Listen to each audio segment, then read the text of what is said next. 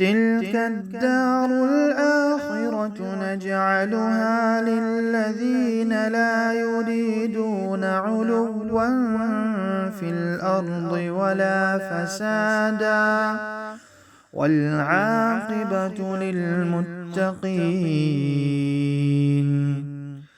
This is the home of the Akhirah, which we shall assign to those who do not desire pomp, on earth no corruption. The outcome shall be for those with taqwa.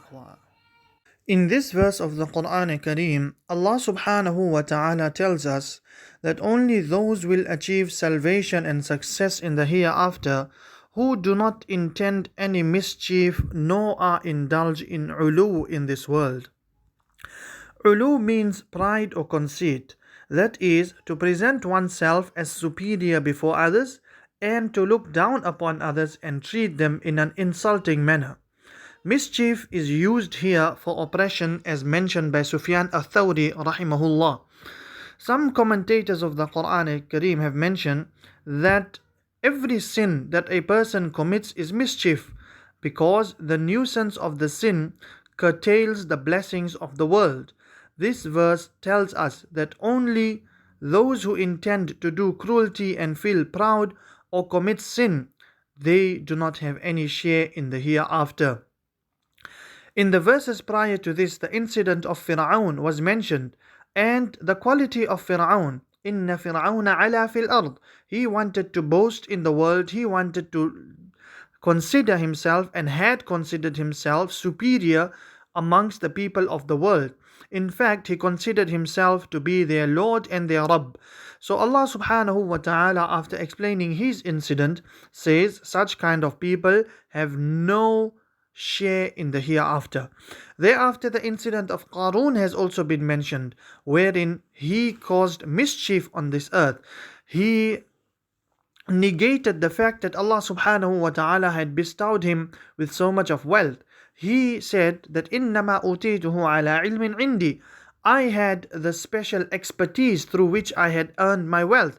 However, when he was told that Allah subhanahu wa ta'ala does not love those who cause mischief, then he did not listen to them and he replied by saying, it is my expertise that has given me all of this wealth.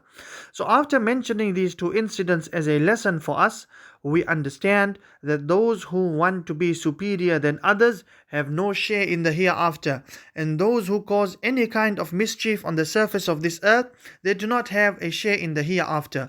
Who has a share in the hereafter? There are those who are humble, there are those who do not look down at others, there are those who respect others, who want others to be superior than them.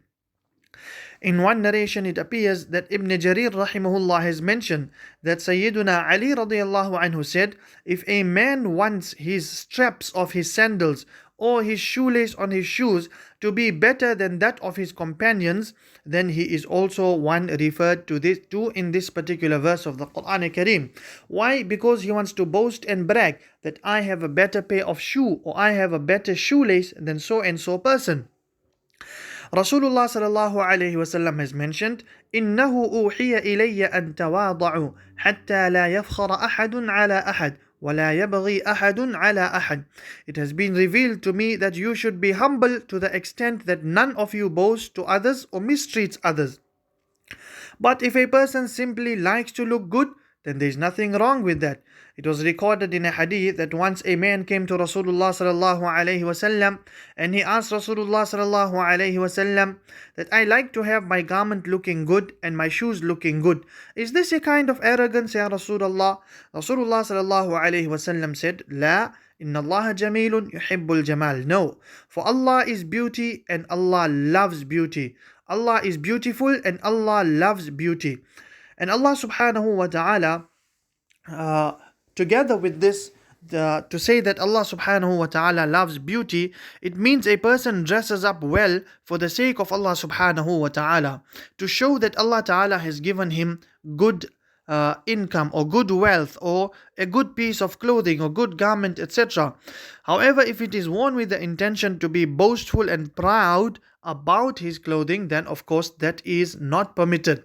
And when we study the hadith of Rasulullah sallallahu alaihi wasallam, we also find that Rasulullah sallallahu alaihi wasallam said that the occupants of Jannah will be those who are soft-hearted by nature, or soft-hearted by working on themselves, saving themselves from pride and arrogance and superiority on the surface of this earth. يدخل الجنة أقوام أفئدتهم أفئدة الطير أي مثل أفئدة الطير. That the people that will enter Jannah, the people that will enter paradise, will be those who have hearts like the hearts of birds, meaning they are soft-hearted, they are humble, they do not want to show off and boast and be haughty on the surface of this earth, so as to show and brag against Allah subhanahu wa ta'ala that we can do what we want and not even Allah can stop us. Na'udhu billah. Remember, if one is not humble, he will definitely crumble.